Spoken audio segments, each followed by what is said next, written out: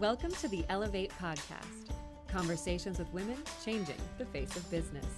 And now your hosts, Kristy, Wallace, and Maricella, Herrera. Hello and welcome to the Ellevate podcast. This is your host, Kristy Wallace, with my co-host, Maricella Herrera. Maricella, I imagine that you are in a very good mood today. Because of the sunshine? Yes. Yeah, it's very predictable when I'm going to be in a good mood. Mood. I think it affects everyone. It's just, I was looking out the window earlier and so many people are outside and, socially distanced chit-chatting with neighbors and all that good stuff. And it just puts everyone in that mood that spring is coming. And I don't know, it's hope and it's happiness. I don't know. I'm feeling emotional today. The hope is real. Yesterday I went for a run since I'm still training for my half. So I went for a run, and for the first time in months, I wasn't wearing like a jacket or two or three layers. It was very nice to do that. Well, our guest today, Susan McPherson, she shared with me that her habit, self-care practice, is that she has been walking. And she walks all over Manhattan and Brooklyn, New York City. That's how she gets to any meeting she has. And I want to say she's logged 16,000 miles. I might be totally exaggerating that. But I know she said something like she could walk from here to Sioux City in how many miles she's logged during COVID. So, yeah, I mean, she's your counterpart there and just getting outside and moving your body and enjoying the sunshine. That's amazing. That's incredible. I know, it's inspiring. I need to do that. I think we need to push for more, phone meetings and just getting out of the house. It's very easy to stay inside and look through the window pane at what's going on outside. So I want you to be my accountability buddy on that, Maricella. Okay, you should sign up with me to do the Brooklyn virtual half marathon in May. Okay. All right. Well, I mean, but right before the shutdown, you and Nikki and I were supposed to do a half marathon. Yeah, we were going to do the Shape half marathon, which, I thought about it afterwards. And I really wish I had done my first half last year when I was ready and trained and ready to go for the New York City half. But the Shape one, it was 2 loops of Central Park. And honestly, those hills, they kill me. So now that halves are being virtual, I'm trying to finagle my way to get the flattest route I can do in New York City. Yeah, I hear ya. I know it makes a difference. It makes a difference. Well, let's get to my conversation with Susan McPherson, where we talk all things building connections, making the ask, supporting others, and staying engaged with your community now and into the future.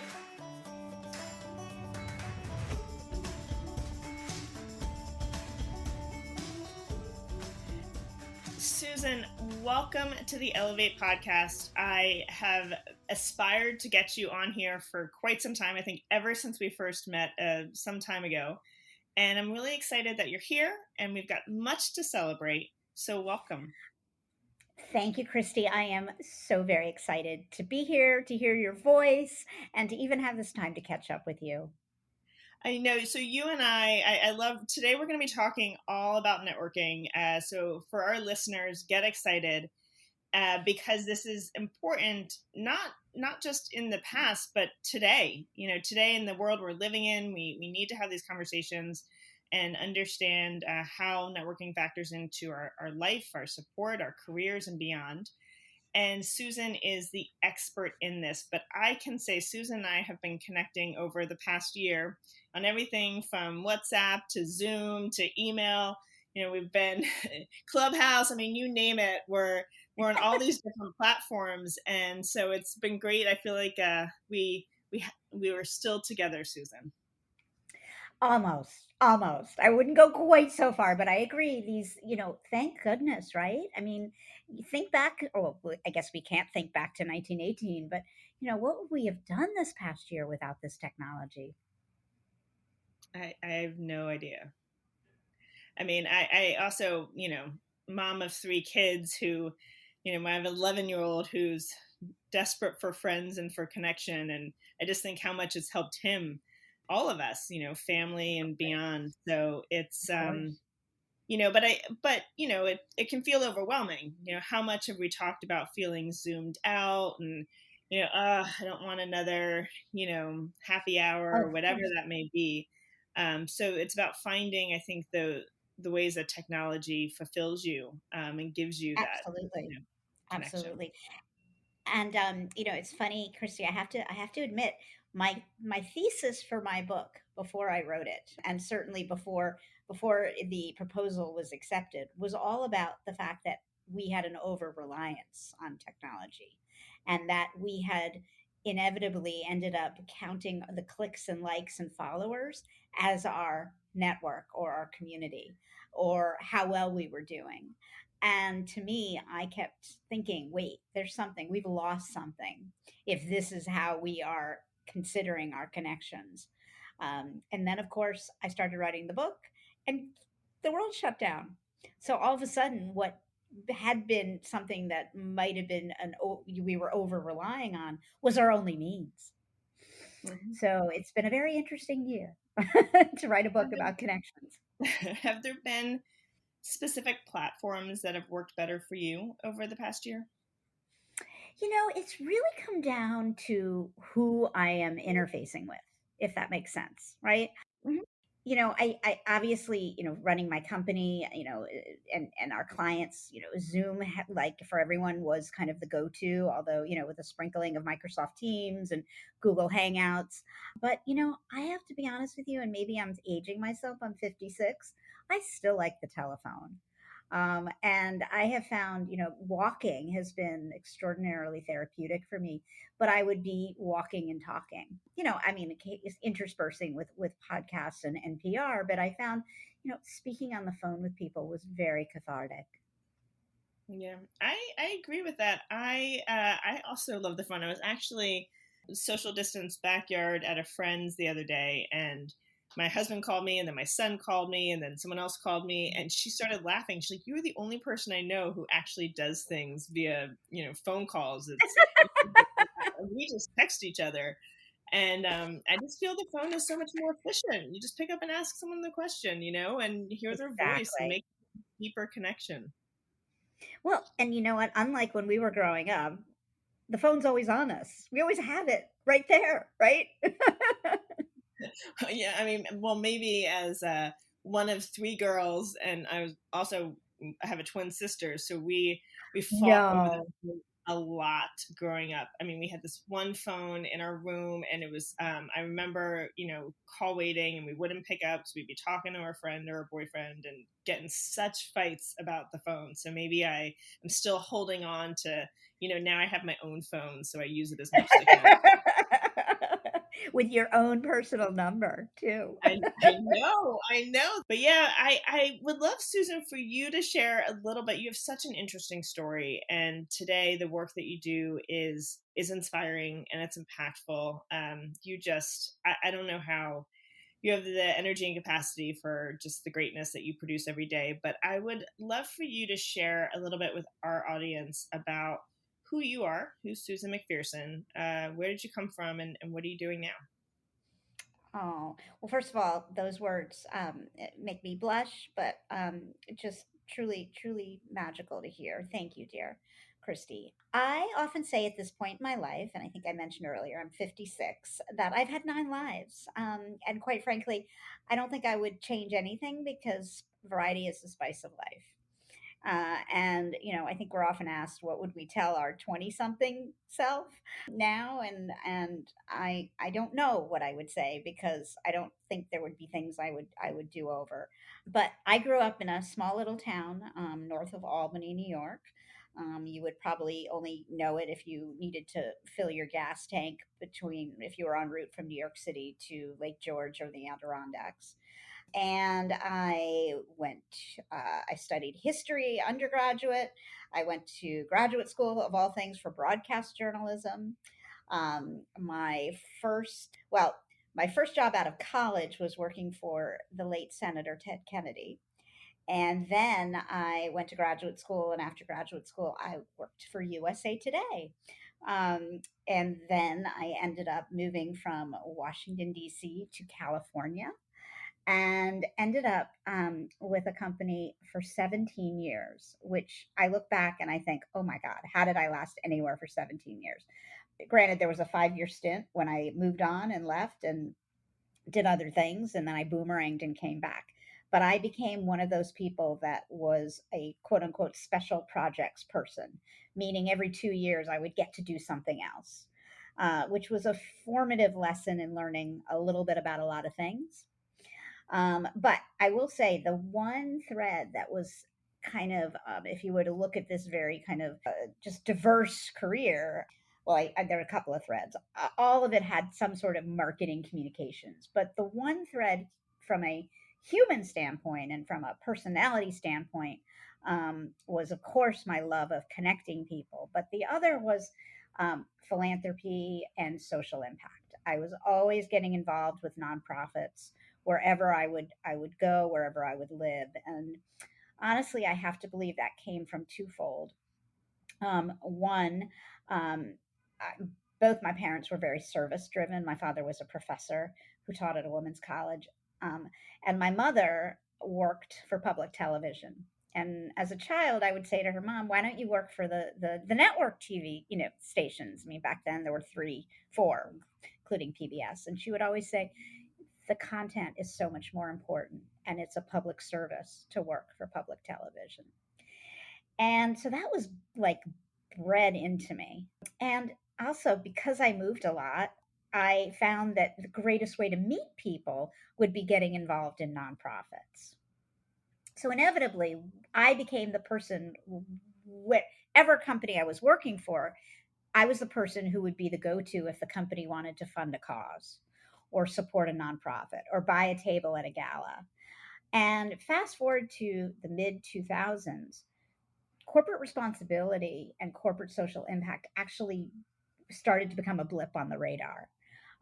Companies started to want to be better citizens. I mean, we could have a whole nother podcast episode about why, but I think in terms of how it shaped my career, I found that it was so fulfilling to be doing, like, generating business, but also doing good at the same time. And I even went so far in 2005, I went to Afghanistan, and it was during a trip for a nonprofit that in which I served on the board, called the Business Council for Peace, BPeace, where I actually saw business being a force for good. It was a network similar to Ellevate, of business professionals that were pooling their business acumen to support women entrepreneurs in Afghanistan and also in Rwanda. And that really kind of I would say, infused me with the passion to continue and really focus on that professionally. And in 2013, I actually, at the age of 48, founded my company built on that intersection of business and social impact. I will say, one other thing, and obviously we can discuss about with my book, but everything that kept my soul filled and has led to any success that I have ever had are the connections that I have made over the last 35 years. Nothing was accomplished without the support, the friendship, the guidance of those people I have met along the way. Sorry, that's a very long-winded answer. No, it's not. I had muted myself because there was someone driving by playing music very loud. So it's gonna. Well, it is essentially the first day of summer, so to speak. I know. It's like amazing. But no, I mean, Susan, I appreciate your story, and I want to pull out a few things that really resonate with me, which is, the power of careers being a journey, and seeing where it takes you and what inspires you. And where do we find that inspiration? From these seemingly disconnected experiences where, you're part of a nonprofit organization, you go to Afghanistan, and it just, is this aha moment that propels you to that next phase. And I call these out because I think, so many times I'm speaking to mentees or individuals that feel overwhelmed with trying to identify, well, where am I going to be? Where am I going? What will be my legacy? What is my impact?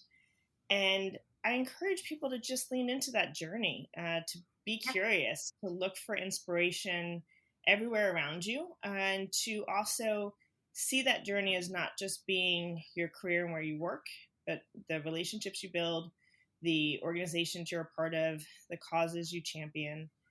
There's many ways to really see ourselves as that full person. And every single person you meet is an introduction to something, someone, something else. And when we close doors before we open them, we miss out on so, so very much. When I talk to younger, folks just out of college or maybe in their first job, and yes, they have that feeling that I think you and I had, was like, oh, what am I going to do in my life? What am I going to be? Who am I going to be? And I tell you, you're going to have 20 different jobs. I mean, you're going to have 20 different journeys, and that's actually the beauty of it all. And I would go so far as to embrace that. I often say it's been the detours, not the destinations, because there isn't just one magical destination that we get to. Yep, I couldn't agree more. And you've talked, clearly you embody that, Susan. So I was looking at your book, which it is amazing. I encourage everyone to check it out. And you'll notice in the Lost Art of Connecting, the blanking on the word, the testimonials, or the people who share, their the impact of this work, and by the fact, Susan, on them. And so we have, Soledad O'Brien, Reshma Sujani, Adam Grant, Randy Zuckerberg, Shelley Zalis, and Deep Hoku, and Tiffany Dufu, and like all of these amazing people who I, feel blessed to have them in my community, in my networks. But they're all here front and center, just talking about how important this has been for them and how important you've been in their lives. How did that make you feel, seeing, all of this praise coming in around your work? Well, it's funny. I don't do very well when the attention is on me. So, leading up to my book launch, I am ready to go hide in the bathroom, which sounds so funny because I where I get my joy is shining a light on others. So, it is going to be a little challenging over the next few weeks for me. But, of course, it was joyful. And when I first, for years, people kept saying to me, Susan, you're a serial connector. You need to share with people how you've done that. And I kept thinking, nobody needs to hear from me. I mean, a typical woman, deprecating, hard on ourselves, etc. And, it finally dawned on me when a friend of mine, well, a couple of stories, but a friend of mine told me that when she dropped her kids off at the bus stop, maybe 10-year-old, 12-year-olds, as soon as she hugged them goodbye and they got on the bus, she watched all the kids on the bus, and all they did was look at their phones, and they didn't converse with one another. And I thought to myself, this is not good. Okay. I mean, I am all for technology. And again, thank everything for everything we've had at our disposal this year, because it has enabled us to stay somewhat connected and in touch with our loved ones and our friends. But we do not want to become a population of people that are not communicating and connecting on a deeper level with one another, because if we go there, we're going to miss out on all the magic which you and every member of Ellevate and all your listeners know is the magic of getting to know people, of learning new things from people, meeting people that are so different from yourself that you actually learn something about yourself through meeting them. Yeah, I have to say that I've been really impressed with the Ellevate team. I mean, I'm always impressed with them, but the past year, as we're a community based on these hyper local connections and building relationships in person where you are. And that, I agree with you, Susan, like that's still central to communities, right? And I had for a while been like, oh, I miss that Main Street USA. I mean, I grew up in this tiny town. My dad was the dentist on Landis Avenue in Sea Isle City, New Jersey, and everyone knew who he was, and he knew everyone. It was this tiny little town vibe, and then you come up to New York, and it feels lonely. And then you run into someone you know on the subway, and you're like, this is amazing. How does this happen in this big city? But we have this this community that was centered in many ways around these in-person connections. And so I say I've been really proud of the Ellevate team because we've done so much to ensure that those connections are still being made, and in an authentic way, in a way that leads to depth of conversation and relationship in this virtual space. And that's everything from our squads program to the weekly roundtables we're holding. And it's part of what you're saying, which is we've always had these relationships, and then technology comes in, and if you're not being very intentional about the intersection of how technology fosters relationships, I think what happens is exactly what you're saying. See the kids on the school bus who are all on their phones and not talking to each other. And this is this moment in time where we miss the human connection so much, and we're thankful for the virtual connections, but then we can move forward from this with more intentionality about how it all comes together. Oh, exactly. I keep thinking, I burst into tears a few weeks ago to my sister because I was thinking to myself, how bittersweet to be launching a book about importance of deep, meaningful connections when we've been so isolated for a year. And she, in her wise capacity, said to me, Susan, there's never been a more important time for this material because we now realize what we've missed. And then I realized we have an opportunity for a reset. How often in life do you get to reset, right? A do-over. How magical is it now that we can now utilize technology where it makes most sense, perhaps not travel quite as much as we were doing, yet get back to the real world of hugging and gatherings and celebrating each other and being able to look at each other in the eye. Yep. Yeah. I guess all of that. We have the glimmer. And I'm curious, Susan, in your book, how do you cover those areas? And I don't, really expanding on the ways that we build these networks to not just serve us, but to serve others. Sure. Well, I mean, there's plenty of different places within the book with advice to, for instance, if you're moving to a new city, what are ways to build up a community there? If you're an introvert, how do you go ahead and walk into a room and actually feel comfortable? Why it is so vitally important to have different concentric networks almost, and hence the theme of constellations through the book that overlap. All of this is woven through, and but yet it is very prescriptive. So there's one particular part of a chapter that comes to mind where the art of the ask, which is very much around not what you think, the art of asking for what you can get, but what are the questions you can ask of someone else so that you can find out what is vitally important to that person, and then therefore be able to actually follow up and become dependable, become reliable, building trust. And these are things that you can do throughout your career and throughout your professional development. So those are the types of things that are kind of woven through the book. Susan, what is one piece of advice you would give to someone who is in a new location? Well, I will suggest that they do something that I have done time and time again, and that is get involved in a local nonprofit and volunteer.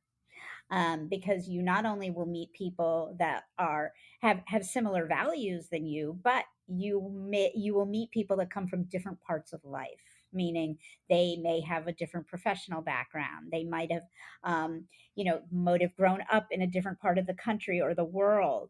They may not look like you. They may not be your age, in the same age. So to me, that is an absolute ideal way. Certainly faith-based organizations are a fabulous way to meet people when you move.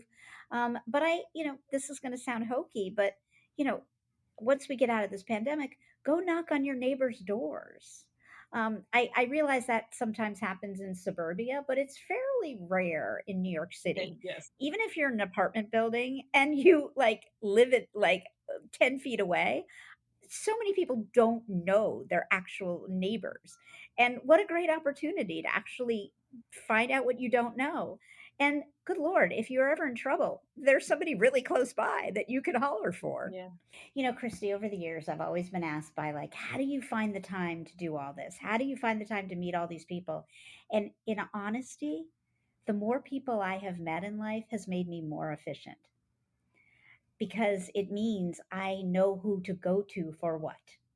So if somebody is looking for someone who's an expert in greenhouse gases, there's a good chance I've met them. I mean, I'm being facetious, but I'm the point is, when we are open to meeting so many different types of people than only the people we deal with, we become so much more resourceful because that bag of tricks becomes so much um, larger and wider and heavier, and it just that way. When you need that one person, it's not going to take you 3 years to find that person. So therefore, voila, you are that much more efficient. Well, and talk to me about following up, because I have a pet peeve. I don't know if I've ever shared this with you, which is that I am always here to make connections. I always want to help people. It is central to who I am. But my pet peeve is when you make that connection, or you give someone some advice, or you help someone out, and then you never hear from them again. I feel like so much work Ghosting. goes into Ghosting. making the ask. So much work goes into getting on your calendar, all of that. And then no work goes into the follow up. And that's such an important part of how you're really building relationships that last. Well, and it's also how you're perceived. I mean, I am so with you. In fact, over the years, I sometimes wonder how people are stay gainfully employed if they exhibit that behavior in the workplace, right? Like if you just don't respond to people.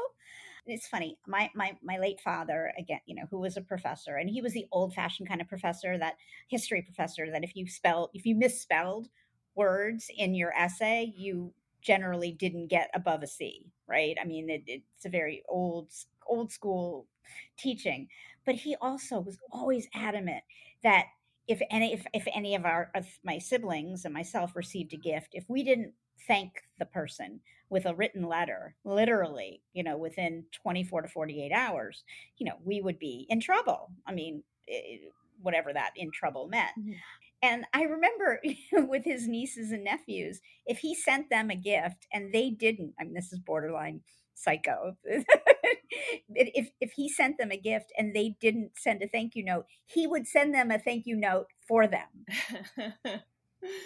to teach them. Now, again, I was mortified and you know how you get hard, when you're a child and you see your parents doing things that are so inane. But it taught me early on very much the importance of what was then the follow through, the follow up.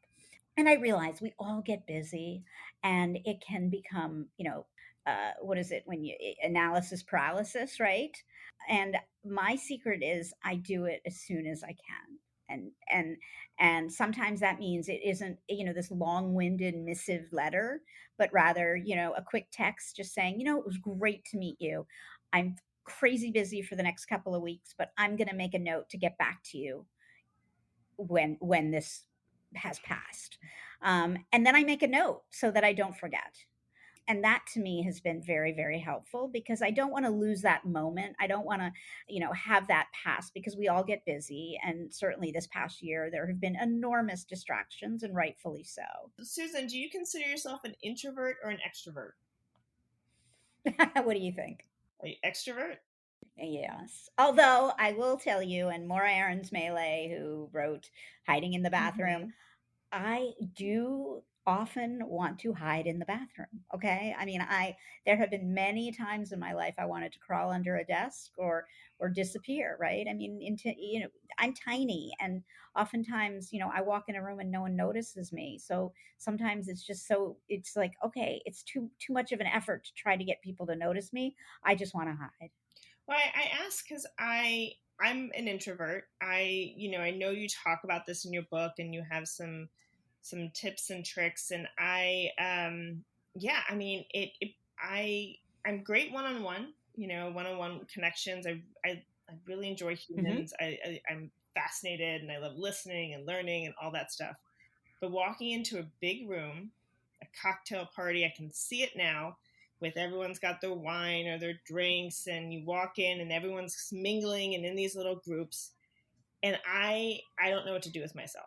I get so anxious. I go straight Right. to like the food, and I just sit there and have something to do that feels like it's okay. And yeah, I mean, it's getting comfortable with walking up to someone and being able to ask a question. Sure. Or I don't know, I honestly don't know. I still haven't figured it out. Susan, help me. What Well, first of all, for people listening who are introverts, one of the big differences that, at least I believe, is the difference between what I am putting out in the world in my book about connecting, how it differs from networking. Okay. It isn't one to many. It isn't walking into that room that you just mentioned and meeting 50 people. It's finding one or two people, maybe three people, and having meaningful conversations. So, my thought to someone who is an introvert right there, that takes the weight of the world off your shoulders. The second thing, and this is something I finally, I taught myself, once I got over the initial kind of fear of it, is when you see someone else in that room standing by his or her or their self, 99% of the time they're feeling as nervous as you are. And guess what? If you walk up and say, "Hi, I'm Kristy," and ask a question instead about, how is that pigs in the blanket or whatever you're eating, but something a bit more meaningful, that person not only will be so relieved that you had the gumption to make sure they were no longer alone, that you will be able to start an interesting conversation. And you know what? If it doesn't go that way, it's okay too. But the fact that you made the effort says a whole lot about who you are. Mm. So my suggestion to you is, I know it's scary, and believe me, it's still scary to me. I mean, and you, yes, you don't know. The person could respond and be like, "Yeah, see you later." Well, then you didn't want to talk to that person anyways.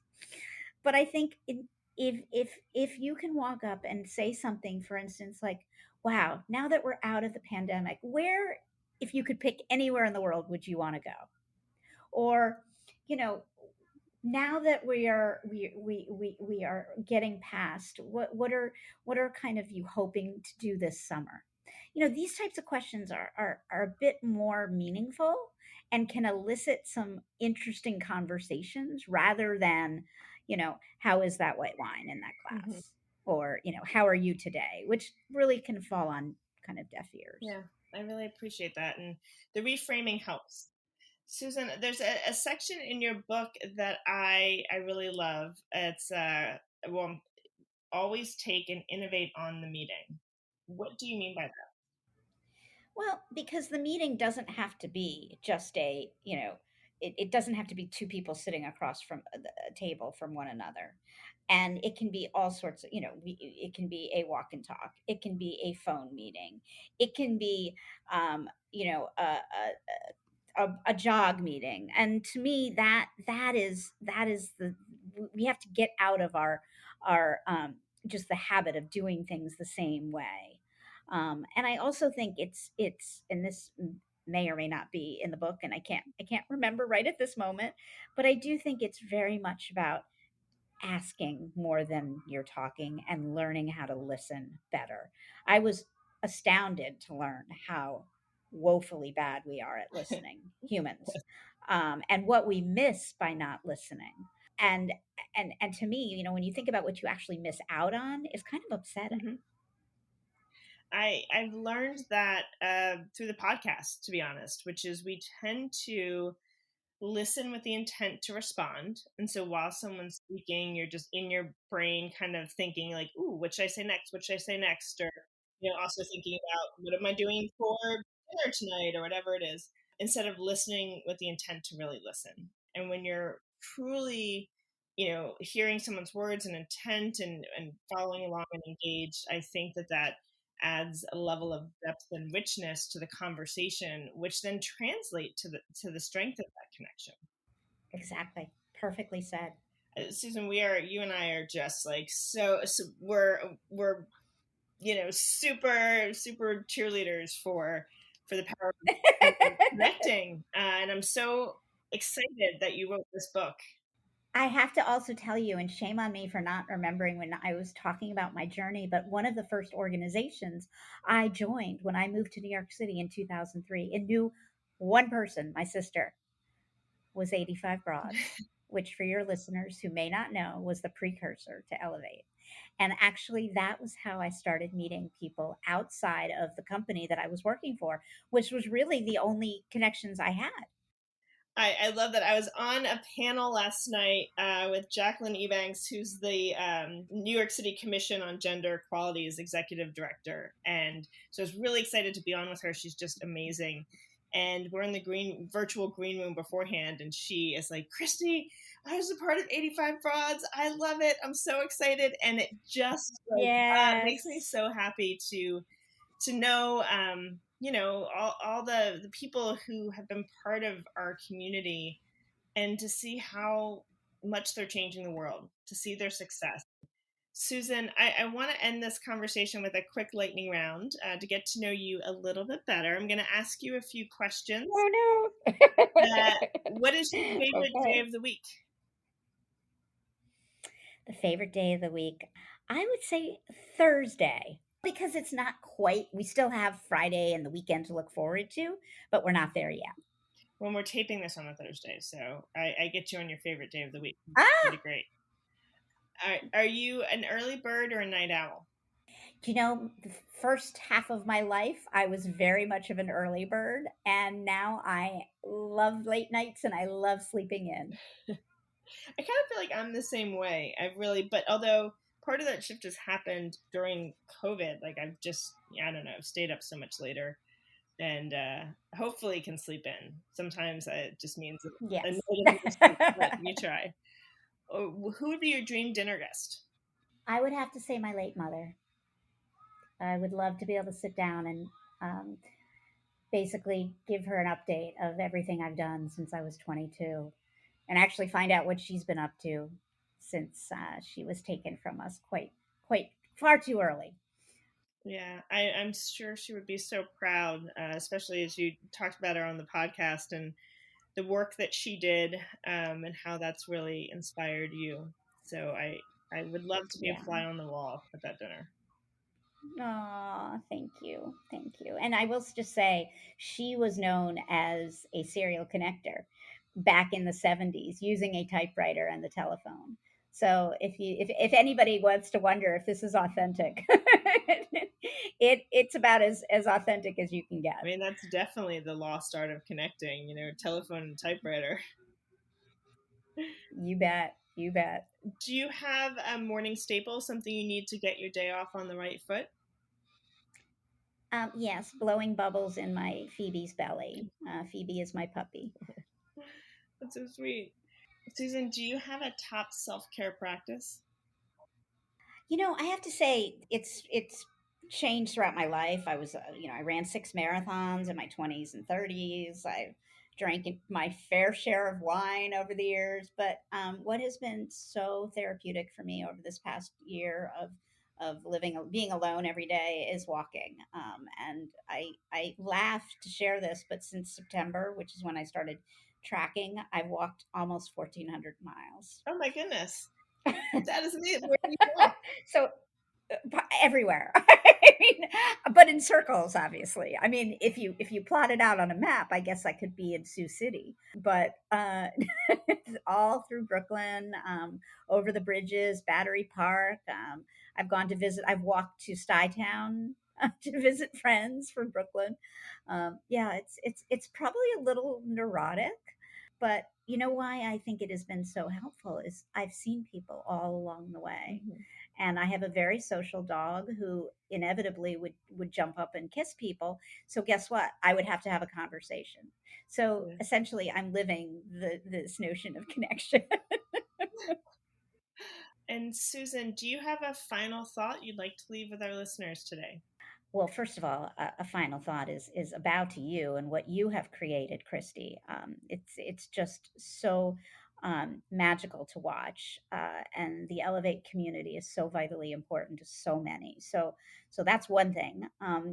I would like to say for anyone who has a reticence to build meaningful connections, that studies show that it actually not only helps us live longer, but it also helps us achieve our professional goals more expediently. So if you were ever doubtful that it shouldn't be top priority, there you have it. Thank you so much, Susan. And where can we get The Lost Art of Connecting? At whatever bookstore is your favorite. Perfect. Well, thank you so much for joining us today on the Ellevate podcast, Susan. It was great to connect, to catch up, and to be inspired by you and all the work that you do. Kristy, I am so honored and grateful for you and your team. Thank you.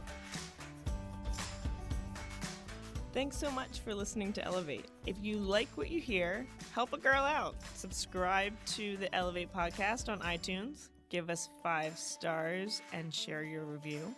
Also, don't forget to follow us on Twitter at EllevateNTWK, that's Ellevate Network, and become a member. You can learn all about membership and all the great things that Ellevate Network is doing at our website, www.ellevatenetwork.com. That's ELLEVATE network.com. And special thanks to our producer, Catherine Heller. She rocks.